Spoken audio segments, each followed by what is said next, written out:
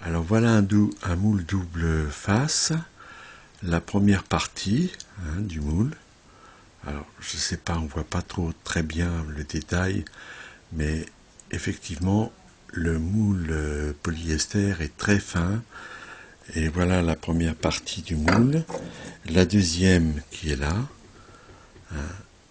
avec la petite voilà, et qui se met dessus. La seule chose, c'est que le plan de joint est pas terrible. Et en fait, au niveau de la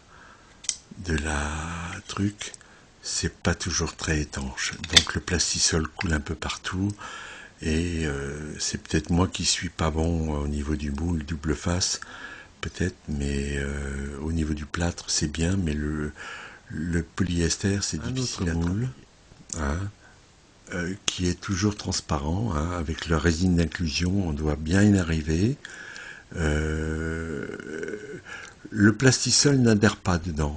Pour peu qu'on mette un peu d'huile, tout est conforme, tout est bien. Là, au-dessus, je mets une plaque en métal, une plaque comment dire, en alu. Voilà, et c'est un type de plaque que j'utilise pour les moules. Donc, je mets en fait la plaque à la verticale. Le moule, je le mets comme ça. Enfin dans l'autre sens plutôt, pardon, excusez-moi, comme ça, et avec deux serre-joints, je vois la coulée du plastisol à l'intérieur, et je sais quand le moule est bien rempli, ou s'il faut le refaire. Voilà, ça me permet de gagner un peu de temps. Au-dessus, bon là il est bouché, mais en principe, quand je le fais en coulée, il n'y a pas de souci. Là, il était fait pour être encoulé à l'extérieur, donc il n'y a pas de souci aussi. Mais disons, voici un autre moule aussi d'un leurre. Je ne sais pas si on se rend compte de la qualité de l'empreinte, mais elle est très très fine. On la voit plus presque par le dos que par le dessus. On voit bien la qualité, disons, de l'empreinte. Elle est très très fine, et avec un peu d'huile, le plastisol n'adhère pas du tout. Alors il suffit de faire des évents, si on veut faire pour améliorer le remplissage. Là, j'en ai pas fait parce que c'était un moule sans problème. Tous les moules en question, c'en est un autre type. Quand je mets la plaque dessus, je peux mettre un injecteur à l'intérieur.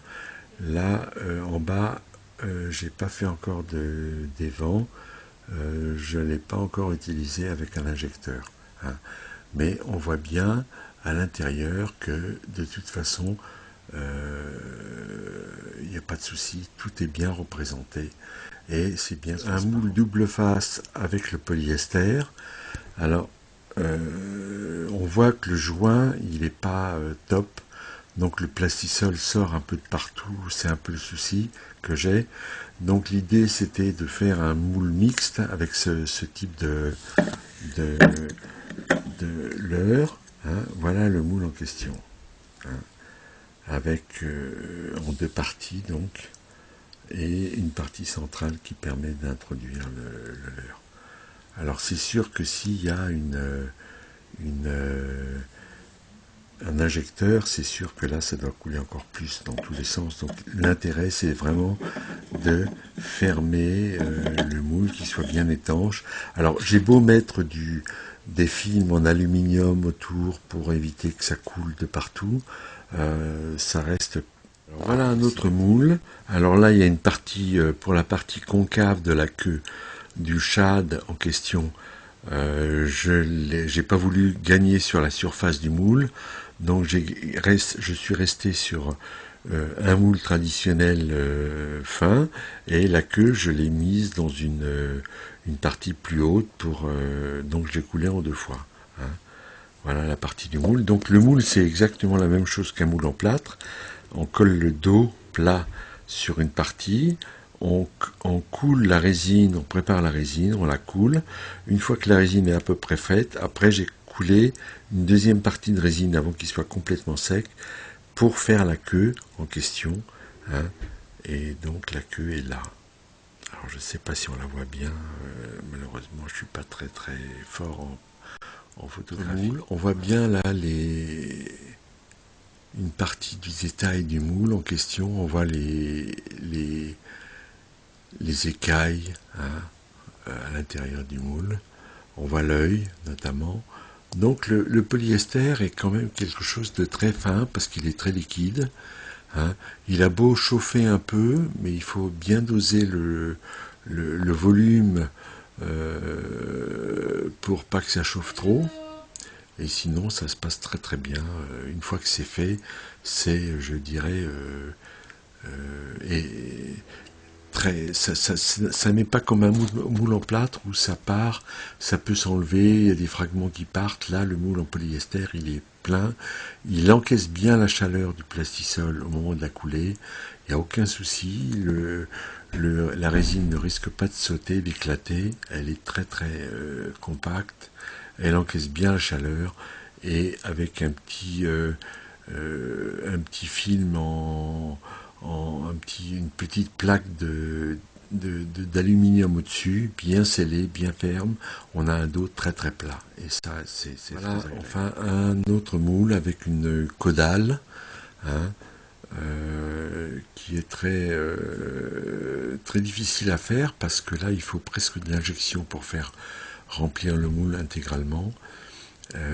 Ça, c'est une des... Alors, je peux le faire parce que là, au niveau de l'introduction, j'ai ouvert un peu plus les orifices de remplissage du plastisol. On peut le faire avec une Dremel sans problème, et avec une plaque par-dessus, ça devrait le faire. Voilà.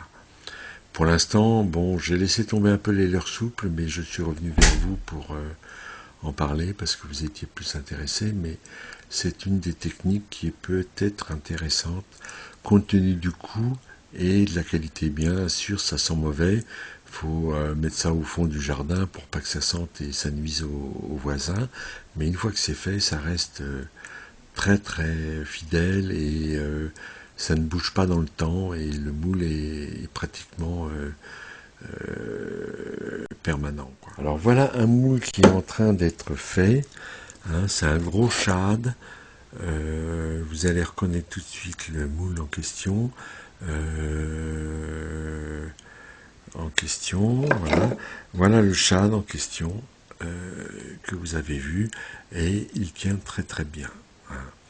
Donc celui-là, il est en cours il n'était pas terminé quand je me suis arrêté, mais il devrait être... L'avantage du polyester, c'est que c'est très léger. Donc finalement, c'est très pratique parce que ça reste définitivement acquis au niveau du poids, et il n'y a pas de souci.